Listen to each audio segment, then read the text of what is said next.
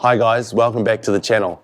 If you're new here, what I'm trying to do is convert a VW Crafter medium wheelbase van into a motorhome for our family of 4. If you've been watching a few of these videos and you're not subscribed yet, please consider subscribing. It helps me see the videos that we're producing are helpful and entertaining for you. So please click that button now. Now let's get into today's video where I'm building the framing for the bunk beds and the bathroom.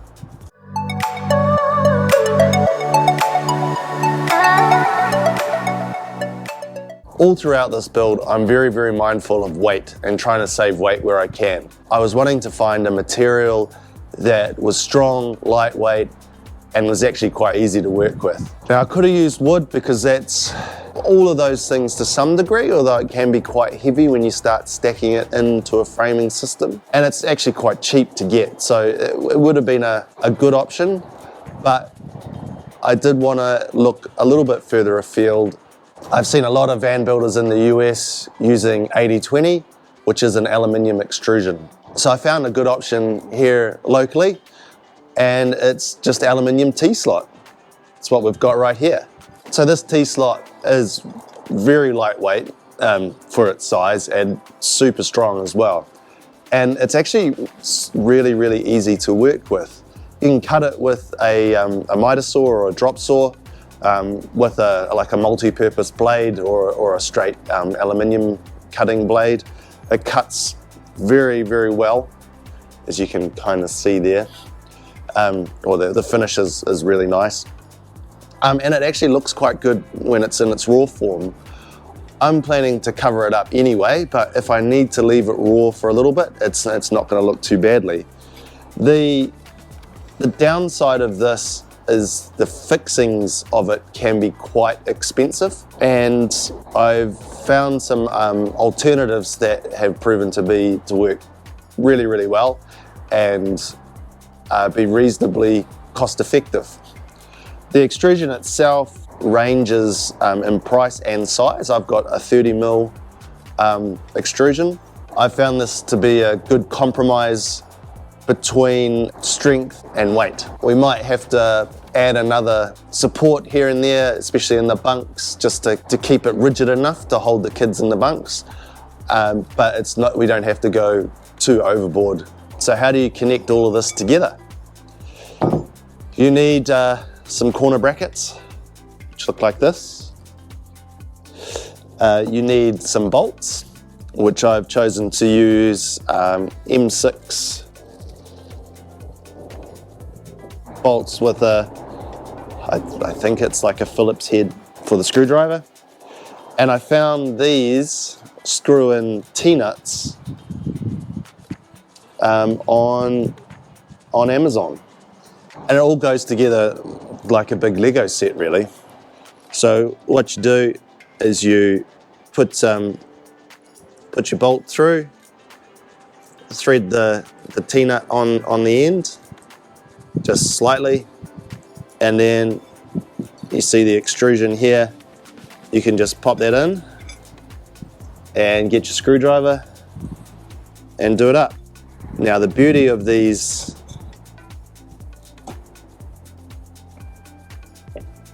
and then that's super strong on there.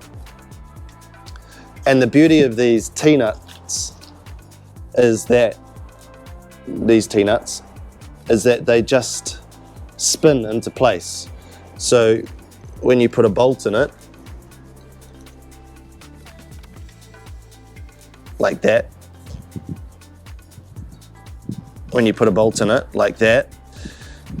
you slide it in before you spin it around so you can see. You drop it in like that, and then when you do it up, it spins into place, so it stays in place. And then when you want to take it out, you undo it and it unscrews itself. So it's a pretty ingenious system. So I found these T-nuts from our good mates on AliExpress, and actually some Amazon sellers as well, and they were immensely cheaper than buying them direct from the supplier here. And then I just was able to go to the bolt shop and pick up a jar of bolts, 200 of them, which is going to be more than enough for this project. One of the real benefits of getting the extrusion from our local supplier is that I was able to submit them some drawings and a bit of a cut list, and they cut every piece that I needed to size. Now, I did leave on most of them, say 20 to 50 mil extra, just in case, obviously, my measurements were wrong, which has happened before. And so I can just cut it down to fit. What I've been able to do is put together most of the framing outside of the van, and then I can just put it in place and attach it to all the points that I need to. So let's have a look at that now.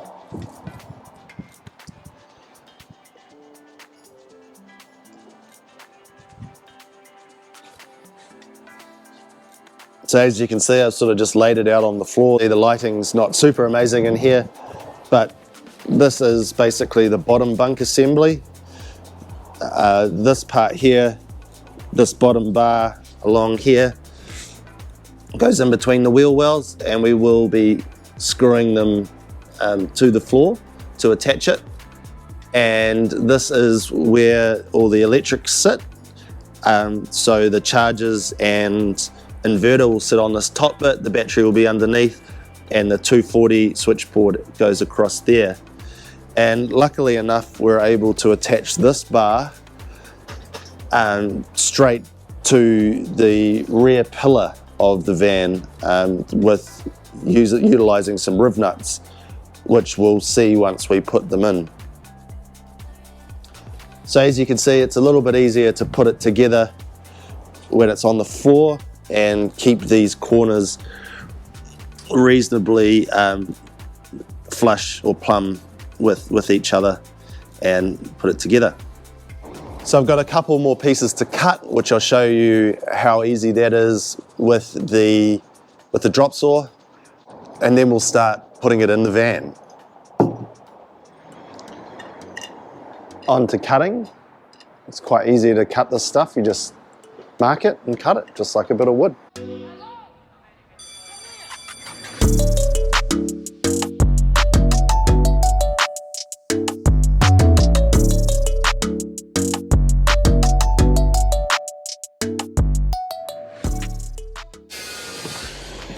Well, this should fit, but it basically is stuck on the sides, and while it's been out, the bar has shifted, and gratefully now we've got some rain coming, so the back doors will get a bit wet. But let's fix that up real quick.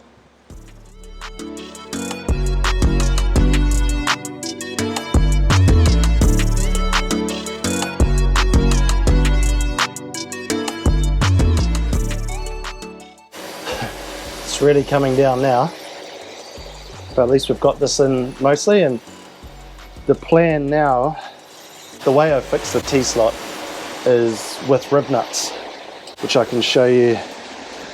You can see in there, and there's actually a factory one right here, and that takes an M6 bolt, so I can just bolt the one of the long lengths for the bunks to each one, and that actually gives us our reference point and the fact that they're perfectly level in a van which we're sloping downhill at the moment quite significantly.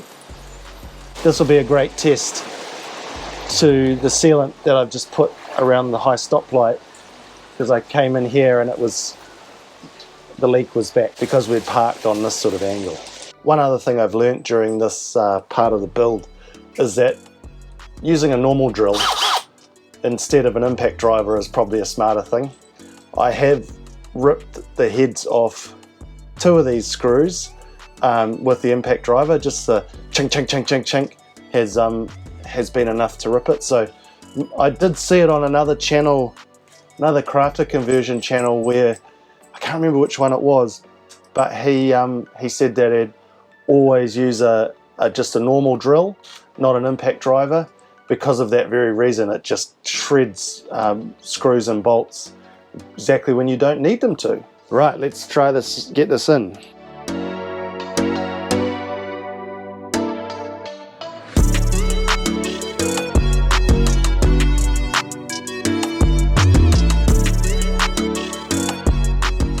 Next up is putting the top bunk on. Got the bolts ready. I'm gonna slide this on myself. Hopefully I won't need someone else to help me.